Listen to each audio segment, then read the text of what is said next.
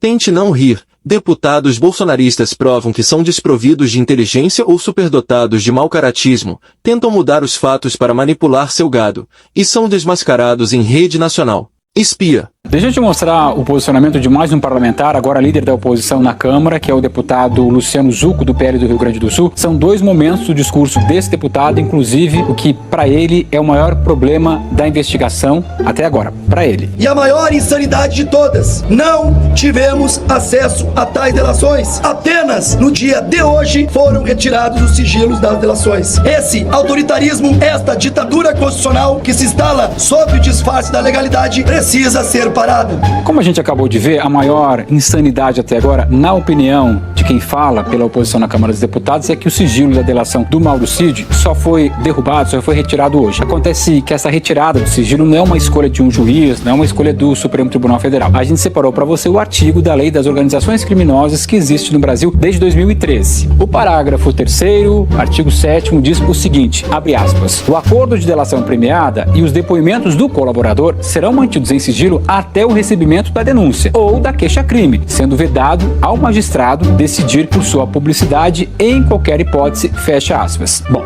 como a gente viu, a denúncia foi enviada para o Supremo Tribunal Federal ontem. O sigilo da delação acabou sendo retirado hoje, horas depois. Então, tá tudo respeitando o que diz a lei. Existe um motivo para a delação ficar lá em sigilo neste momento que a investigação está acontecendo. Justamente para quê? Para que o depoimento deste relator não prejudique as investigações, não de alguma forma mascare, incentive ou afaste qualquer um dos suspeitos. Então, tá escrito lá, é uma determinação, é lei, lei de organizações criminosas. Essa delação premiada tinha que ser mantida em sigilo até que a denúncia fosse apresentada. Aí você se pergunta, uai, mas na Lava Jato a gente viu isso acontecer? Via, porque não respeitava a lei.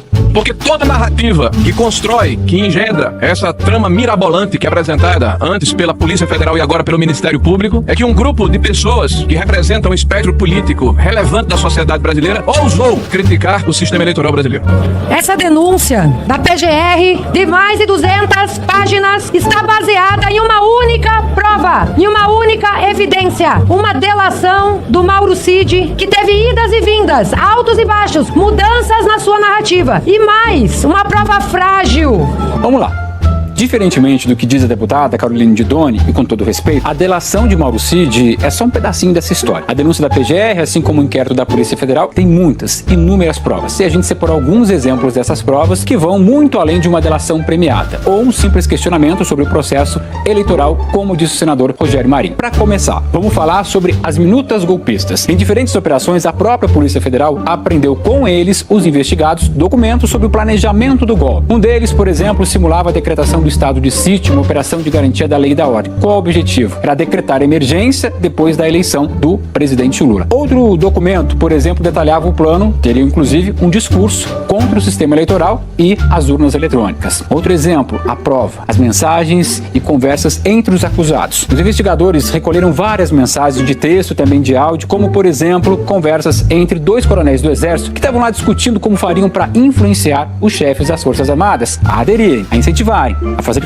parte de um golpe de Estado. Foi inclusive através de mensagens apreendidas com os investigados que se descobriu a chamada Carta ao Comandante do Exército, mais uma prova de que está lá na investigação. Uma carta para pressionar a cúpula do Exército a isso, também, aderir ao plano de golpe. Tem ainda as entradas e saídas de suspeitos do Palácio da Alvorada, as exatas datas em que vários planos golpistas teriam sido elaborados e apresentados. E o plano para o assassinato. Foi encontrado com o general da reserva, Mário Fernandes, um documento chamado de Punhal Verde e Amarelo, a gente falou muito dele aqui, um plano para matar o ministro Alexandre de Moraes, o presidente Lula e o vice-presidente Geraldo Alckmin. Tudo isso que eu falei para você aqui, tá lá no relatório da Polícia Federal com os indiciamentos, tá lá na Procuradoria-Geral da República com a denúncia e tá lá na delação premiada de Mauro Cid.